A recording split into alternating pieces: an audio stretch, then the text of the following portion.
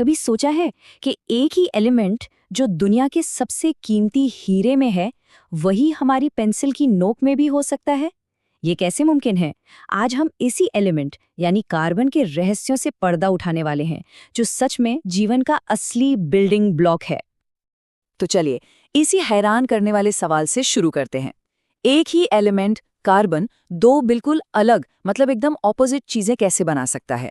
एक तरफ है हीरा जो दुनिया का सबसे हार्ड नेचुरल सब्सटेंस है, और दूसरी तरफ है ग्रेफाइट जो इतना नरम और फिसलन भरा है कि पेंसिल की लेड में यूज होता है। ये कैसे हो सकता है?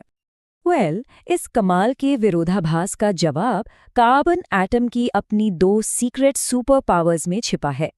चलिए एक एक करके इन्हें समझते हैं। कार्बन की पहली सुपर पावर इस नंबर में छुपी है, 4। अब ये 4 ही क्यों? क्योंकि कार्बन के सबसे बाहरी शेल में 4 इलेक्ट्रॉन होते हैं, जो हमेशा दूसरे एटम्स के साथ बॉन्ड बनाने या कहें कि दोस्ती करने के लिए तैयार रहते हैं। यही 4 इलेक्ट्रॉन कार्बन के सारे जादू की असली वजह हैं। साइंस की भाषा में इसे टेट्रावैलेंसी कहते हैं। आसान शब्दों में समझें तो कार्बन को स्टेबल होने के लिए 4 दोस्त या 4 बॉन्ड्स चाहिए होते हैं। इसलिए यह हमेशा 4 मजबूत कोवेलेंट बॉन्ड्स बनाता है, जैसे मीथेन यानी CH4 में, जहां एक कार्बन 4 हाइड्रोजन एटम्स के साथ एकदम परफेक्टली जुड़ा होता है। और हाँ, ये कोई ऐसा वैसा बॉन्ड नहीं है। कार्बन न तो इलेक्ट्रॉन देता है और न ही लेता है, ये शेयर करता है। ये बिल्कुल एक सच्ची दोस्ती की तरह है, जहां इलेक्ट्रॉन शेयर करने से एक बहुत ही मजबूत और स्टेबल रिश्ता बनता है। इसी को हम कोवैलेंट बॉन्ड कहते हैं। अब आते हैं कार्बन की दूसरी और शायद सबसे कमाल की सुपर पावर पर, कैटेनेशन।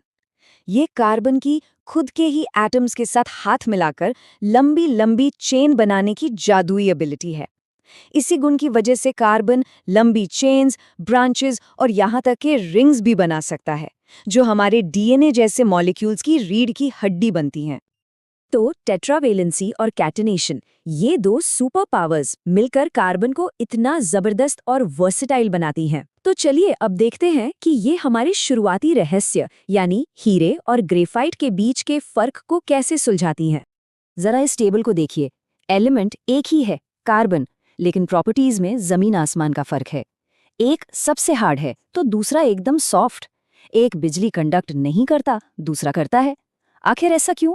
जवाब छुपा है इनके एटम्स के जुड़ने के तरीके में। हीरे में हर एक कार्बन एटम अपनी चारों दोस्ती निभाता है और 4 दूसरे कार्बन एटम से मजबूती से जुड़ जाता है। इससे एक बहुत ही कठोर 3D नेटवर्क बनता है, जो इसे दुनिया का सबसे हार्ड सब्सटेंस बनाता है। सारे इलेक्ट्रॉन्स बॉन्ड्स बनाने में बिजी हैं, कोई भी घूमने के लिए फ्री नहीं है, और इसीलिए हीरा बिजली कंडक्ट नहीं करता। दूसरी तरफ है ग्रेफाइट। यहाँ हर कार्बन एटम सिर्फ 3 दूसरे एटम से जुड़ता है, जिससे हेक्सागोनल शेप के फ्लैट लेयर्स बनती हैं। ये परतें एक दूसरे पर आसानी से फिसल सकती हैं, जो इसे सॉफ्ट और एक अच्छा लूब्रिकेंट बनाती है। और वो जो चौथा इलेक्ट्रॉन था जो बॉन्ड नहीं बना रहा था, वो घूमने के लिए आज़ाद है, और इसी वजह से ग्रेफाइट इलेक्ट्रिसिटी कंडक्ट कर सकता है। और इस तरह हमारा रहस्य सुलझ गया। तो हमने देखा कि कार्बन एटम कैसे जुड़ते हैं, ये कितना ज़्यादा मैटर करता है। अब कैटेनेशन की पावर पर वापस आते हैं। ये सिर्फ लंबी चेन बनाना नहीं है, इससे कार्बन कंपाउंड्स के पूरे परिवार बना सकता है। इन्हें कहते हैं समजातीय श्रेणी या होमोलॉगस सीरीज। ये एक ही खानदान की तरह है। मीथेन, ईथेन, प्रोपेन, हर अगला मेंबर बस एक CH2 यूनिट से बड़ा होता जाता है। और क्योंकि उनका बेसिक स्ट्रक्चर एक जैसा है, उनकी केमिकल प्रॉपर्टीज भी काफी मिलती जुलती होती है। ठीक है, तो कार्बन परिवार बनाता है, लेकिन ये परिवार आपस में मिलते, जुड़ते और बदलते कैसे हैं? इसका जवाब है केमिकल रिएक्शंस में। चलिए देखते हैं कि कार्बन असल में काम कैसे करता है। इसे कार्बन की केमिकल टूलकिट समझिए। इसमें कंबशन, एडिशन, सब्स्टिट्यूशन जैसे कई रिएक्शंस हैं, जो एक पदार्थ को दूसरे में बदल देते हैं। आइए इनमें से एक को जरा करीब से देखते हैं। एडिशन रिएक्शन का उदाहरण लेते हैं। यहाँ हम एक अनसैचुरेटेड कंपाउंड से शुरू करते हैं, मतलब जिसमें डबल या ट्रिपल बॉन्ड होते हैं। फिर निकल जैसे कैटलिस्ट की मदद से उसमें हाइड्रोजन को ऐड करते हैं, और नतीजा एक स्टेबल सैचुरेटेड कंपाउंड। वनस्पति घी बनाने के लिए इसी प्रोसेस का इस्तेमाल होता है। कार्बन केमिस्ट्री का असली जादू तो अब शुरू होता है। सोचिए, आप एक लंबी कार्बन चेन में बस एक छोटा सा मॉलिक्यूल जोड़ दें और उस कंपाउंड की पूरी पहचान ही बदल जाए। इन जादुई एक्सेसरीज को हम फंक्शनल ग्रुप्स कहते हैं। ये दिखाता है कि कैसे छोटे छोटे बदलाव कितने बड़े अंतर लाते हैं।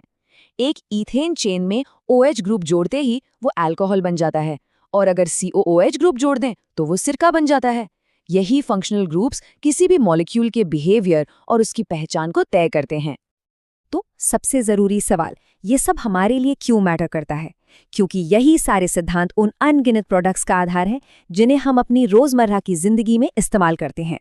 साबुन कैसे बनता है? इसकी यात्रा शुरू होती है एस्टरिफिकेशन से। इसमें एक एसिड और अल्कोहल मिलकर एक मीठी फ्रूटी स्मेल वाला कंपाउंड बनाते हैं, जिसे एस्टर कहते हैं। फिर इस एस्टर को एक बेस यानी क्षार के साथ गर्म किया जाता है। इस प्रोसेस को कहते हैं सैपोनिफिकेशन, और बस तैयार हो गया आपका साबुन। लेकिन क्या कभी सोचा है कि साबुन और डिटर्जेंट में क्या फ़र्क है? ये सब उनके केमिकल ओरिजिन पर डिपेंड करता है।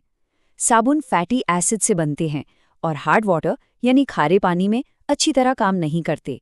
वहीं डिटर्जेंट सल्फोनिक एसिड से बनते हैं और खारे पानी में भी एकदम असरदार होते हैं। सच तो ये है कि कार्बन हर जगह है, हमारे ईंधन में, हमारी दवाइयों में, हमारे घरों में यूज होने वाले प्लास्टिक और पेंट्स में, इंडस्ट्रीज में यूज होने वाले रबर में, और सबसे ज़रूरी बात, ये हमारे जीवन यानी सभी ऑर्गेनिक कंपाउंड्स की नींव है। तो याद रखने वाली बात ये है कि कार्बन की बस 2 सिंपल सी सुपर पावर्स हैं।